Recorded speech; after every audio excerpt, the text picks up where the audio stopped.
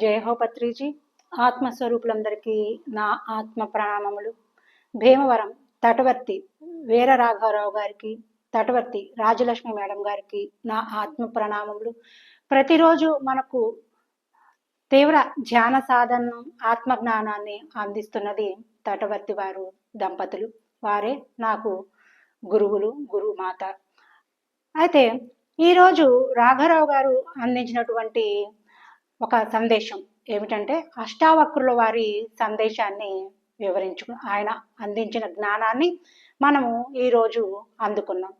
అష్టావక్రుల వారు సందేశం: రోజు ఎవరైతే శరీర స్పృహతో జీవిస్తారో వారికి ఆత్మజ్ఞానం అందదు అని చెప్తున్నారు. మనం ప్రతిరోజు ఆత్మజ్ఞానాన్ని తీసుకుంటున్నాం.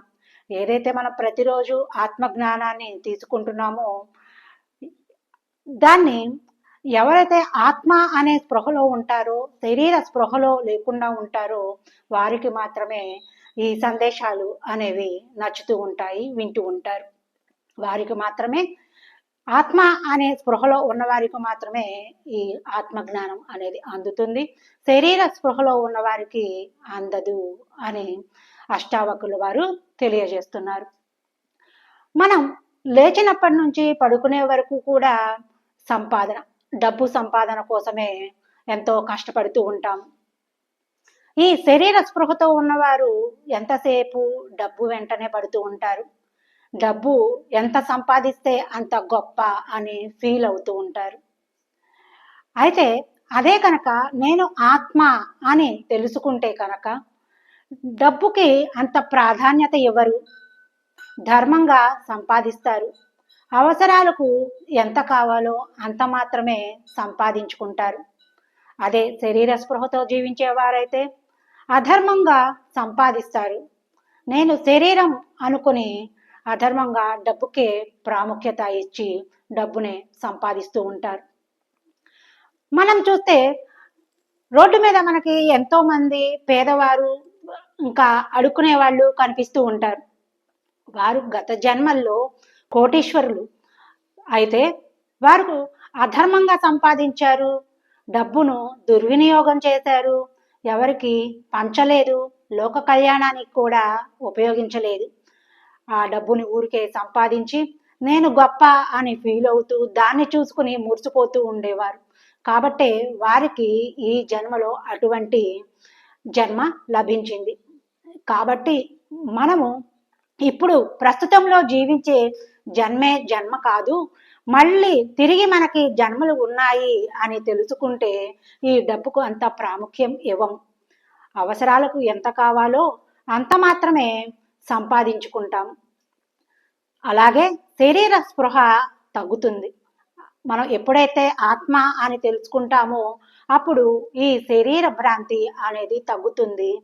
అప్పుడు మనము ఆత్మకి ఉపయోగపడే పనులే చేస్తాము, ధర్మంగా సంపాదిస్తాము, అవసరాలకు ఎంత అవసరమో అంతే సంపాదించుకుంటాము. అలాగే ఈ శరీరం నేను, ఈ దేహం నేను అనుకున్న వారు ఎంతసేపు అందం గురించే ఎక్కువ ప్రాముఖ్యం ఇస్తారు. బ్యూటీ పార్లర్లకు వెళ్ళడం, మేకప్లు వేసుకోవడం, వీటి మీదే వారి ధ్యాస ఉంటుంది. అలాగే శరీర సౌష్ఠవం మీద వారికి ధ్యాస ఎక్కువ ఉంటుంది. ఎక్సర్సైజ్ చేయడం, వాకింగ్కి వెళ్ళడం అని, జిమ్కి వెళ్ళడం అని ఈ శరీర సౌష్ఠవం మీదే దృష్టి పెడతారు. అంతేకాని ఆత్మ అయిన ఆత్మ జ్ఞానం మీద దృష్టి పెట్టరు. ఎందుకంటే వారికి అసలు ఆత్మ ఉంది, నేను ఆత్మను అన్న విషయం కూడా తెలియని వారు ఎంతో మంది ఉన్నారు. అలాగే ఇంకా ఈ ఇంద్రియాల మీద కూడా ఎక్కువ వ్యామోహం ఉంటుంది. రుచికరమైన ఆహార పదార్థాలు తినాలని, శరీరం నిలబడటానికి, శరీరానికి శక్తిని ఇవ్వడానికి ఏదో కొద్దిగా తినడం కాదు, పంచభక్ష పరిమాణాలు కావాలని ఎన్నో రకరకాల పదార్థాలను రుచి చూస్తూ ఉంటారు, మాంసాహారం వెంట పడుతూ ఉంటారు. అలా వెళ్తూ ఉంటే కూడా వారికి చికెన్ షాపులు అవి చూడగానే వాడికి నోరు ఊరిపోతూ ఉంటుంది. మనకు మామిడికాయలకి, చింతకాయలకు నోరు ఊరినట్టు వారికి మాంసాహారం దుకాణాలు చూడగానే నోరు ఊరిపోతూ ఉంటుంది. జిహ్వ చాపల్యం అలా ఉంటుందన్నమాట. దీనికి ఉదాహరణగా రమణ మహర్షి గారు గురించి మనం తెలుసుకోవాలి. ఇక్కడ రమణ మహర్షి గారికి వంట చేసేవాళ్ళు ఒకరోజు ఆనపకాయ వండి పెట్టారంట. వండి పెడితే ఆయన ఆ రోజు ఒక్క ముద్ద ఎక్కువ తిన్నారంట. అది తెలిసిన ఆ వంట వాళ్ళు, ఆ భక్తులు వచ్చేవాళ్ళు కూడా రోజు ఆనపకాయ తీసుకురావడం మొదలు పెట్టారంట. గురువు గారు ఆనపకాయ అయితే కొంచెం ఎక్కువ తింటున్నారు అనేసి. మనం సామాన్యులకు ఆ విధంగా ఉంటుంది అని అదే వండి పెడుతుంటే రోజు అదే వండి పెడుతున్నారంట. అప్పుడు గురువు గారు రమణ మహర్షి గారు అడిగారంట, ఏమిటి రోజు ఇదే కూర వండుతున్నారు అని. ఏమీ లేదండి, మీరు ఈ కూర నిన్న వండితే ఒక ముద్ద ఎక్కువ తిన్నారు, అందుకని భక్తులు అదే తెస్తున్నారు, మేము కూడా అదే వండి పెడుతున్నారు, మీరు ఒక ముద్ద ఎక్కువ తింటారు అనేసి. అప్పుడు ఆయన అనుకున్నారంట, ఓహో నాకు ఇంకా జిహ్వ చాపల్యం చావలేదు, నేను ఇంకా అది ఇష్టం ఇది ఇష్టం అనేసి నేను ఇంకా అదే ఇదిలో ఉన్నాను అనేసి ఆయన గదిలోకి వెళ్ళిపోయి వారం రోజులు ధ్యాన స్థితిలోనే ఉండిపోయి బయటికే రాలేదంట. ఆహారాన్ని తినడమే మానేశారంట. అదండి, ఆ విధంగా మనలో ఉన్న జిహ్వ చాపల్యం, ఆ కోరికలు ఏవైతే ఉన్నాయో, ఏదైతే ఇష్టం అని అనుకుంటామో వాటిని మనము మెల్లమెల్లగా వదులుచుకోవాలి. ఈ శరీర భ్రాంతి, ఈ సుఖాలను మనము వదులుచుకోవాలి. ఈ శరీర సుఖం కోసము అధర్మంగా డబ్బు సంపాదిస్తున్నాం. అలాగే ఇంద్రియాల కోసం ఇంట్లో పెద్ద పెద్ద టీవీలు పెట్టుకోవడం, గోడకు సరిపడా, అలాగే మూవీస్కి వెళ్ళడం, అలాగే విహారయాత్రలకు వెళ్ళడం, తీర్థయాత్రలకు వెళ్ళడం, ఇలా ఇవన్నీ చేస్తున్నాం. ఇవంతా కూడా శరీరానికి సంబంధించింది. ఎంత తీర్థయాత్రలకు వెళ్ళి నదుల్లో స్నానం చేసినా, ఎంత కాశీలో మనం ఇల్లు కట్టుకుని గంగాజలము త్రాగినా, కాశీలో మరణించినా కూడా మనకి ముక్తి అనేది ఏమీ కలగదు. మనం ఎప్పుడైతే ఆత్మ జ్ఞానాన్ని పెంచుకుంటామో అప్పుడు మాత్రమే మనకి ముక్తి అనేది కలుగుతుంది. ముక్తి అంటే ఎప్పుడో చనిపోయాక వచ్చేది కాదండి, ఉన్నప్పుడే మనకు వేటి మీద మమకారం కోరికలు ఉన్నాయో వాటిని వదులుచుకోవడమే ముక్తి. అంతేగాని ఎప్పుడో చనిపోయాక లభించేది ముక్తి కాదు. జీవించి ఉండగానే వస్తువుల మీద, భార్య మీద, భర్త మీద, అలాగే పిల్లల మీద మమకారాలను, బంధాలను వదులుకోవడమే ముక్తి. వివాహం అయిన తరువాత భార్యకి భర్త మీద, భర్తకి భార్య మీద, అలాగే పిల్లల మీద మమకారం, వాళ్ళతోనే జీవితం అనుకుంటారు. వారు పోతే నేను బ్రతకలేను, నాకు జీవితమే లేదు అనుకుంటారు. ఇవన్నీ శరీర సుఖాలు, ఇంద్రియ భోగాల మీద ఆ మమకారాల వల్ల ఏర్పడుతున్నవి.